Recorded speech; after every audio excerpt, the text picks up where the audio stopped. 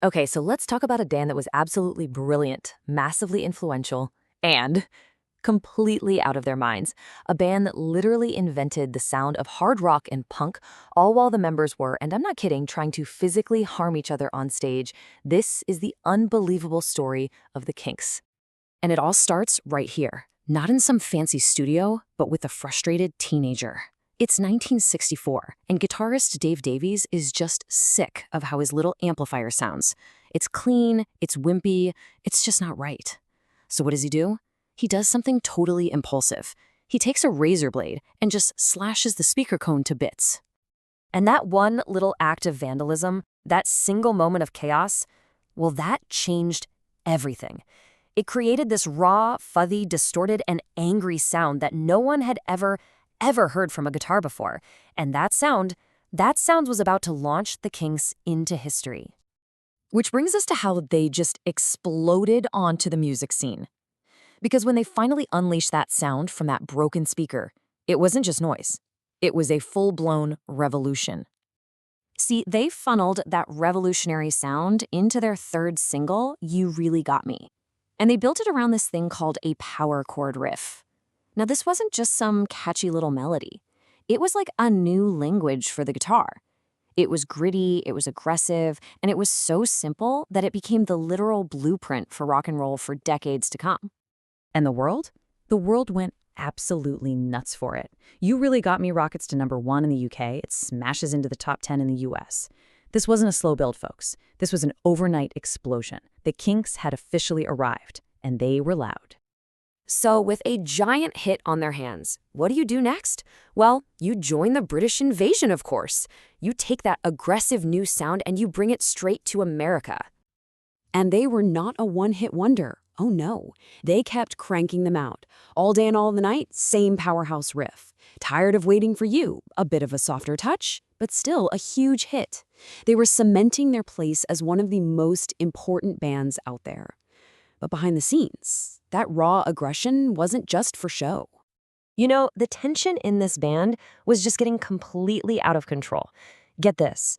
During a show in Wales, Dave Davies insults the drummer, Mick Avery, and then kicks his drum kit over. So what does Avery do?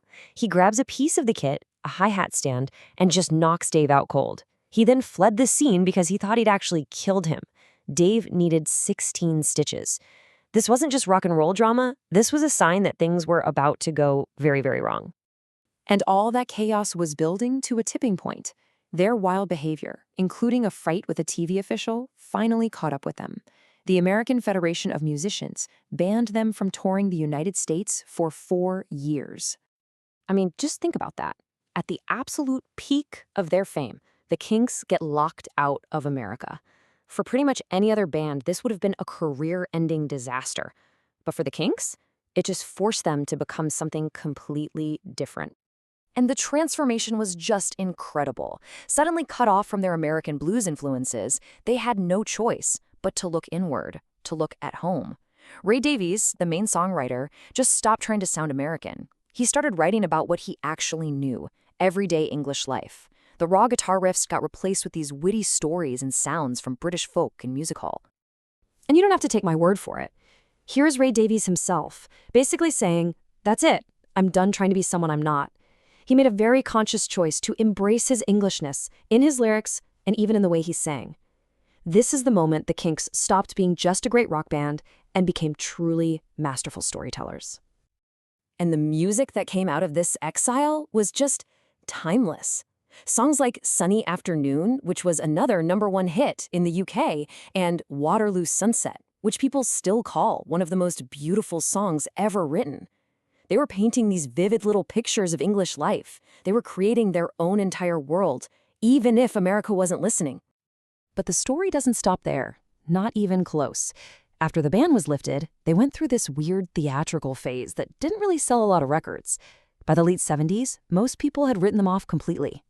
And then, something pretty amazing happened. They ditched the complicated concept albums, they plugged their guitars back in, turned the volume way up, and reinvented themselves for a third time. This time, they came back as this powerhouse arena rock band, totally ready to finally conquer America, but on their own terms. And they got a little help. You see, a whole new generation of bands started covering their old songs. Van Halen's insane cover of You Really Got Me introduced that raw Kinks power to a whole new audience. These covers gave them this fresh credibility and a ton of new momentum. And you can see the comeback right here in the numbers. I mean, look at this. They go from the bottom of the charts in the mid-70s to their 1979 album Low Budget, soaring all the way to number 11 in the US. It went gold. This wasn't just a comeback, it was massive. And the absolute peak of this second wave came with Come Dancing, a song looking back at the old English dance halls of Ray Davies' childhood, of all things. It became a surprise hit on MTV and their biggest American single in almost 20 years. Against all odds, the Kinks were superstars. Again. So, after all the fistfights, the bans, the comebacks, the reinventions, what are we left with? What is the ultimate legacy of this chaotic, brilliant band? Well, their influence is just staggering. You can draw a straight line from that first fuzzed-out power chord in You Really Got Me to the birth of hard rock and heavy metal.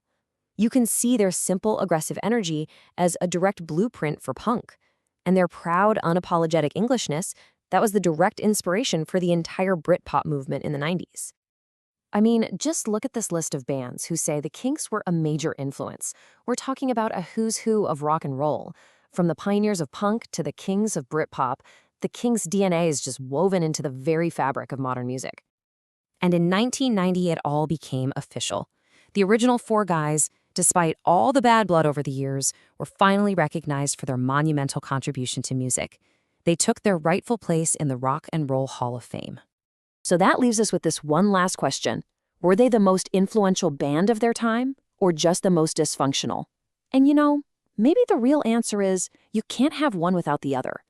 Maybe it was precisely all that chaos, all that conflict, that fueled their incredible genius all along.